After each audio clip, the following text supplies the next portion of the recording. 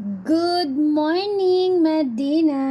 Ayan guys, magandang umaga, Medina. Tapos na yung work ko at 6:40.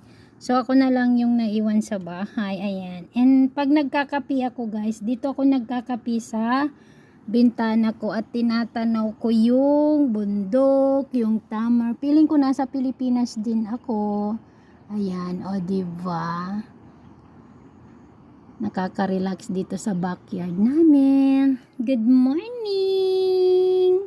Alam niyo mga kawasak-wasak, paswertihan lang ang pag-abroad.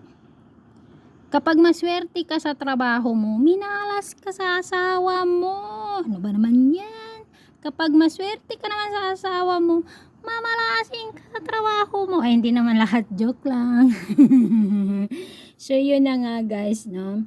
Maswerte tayo, hindi lahat ng OFW ay magkakapareho ng sitwasyon. Minsan, mapunta ka sa mabait na amo, minsan, mapunta ka sa masamang tao. Meron nga ang tao dyan sa lurop ng kwana, tamar, hindi yung pamaminto na tayo guys, makita na nila ang aking hair.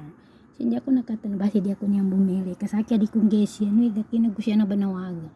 So, yun na, kape muna in the morning. Love you.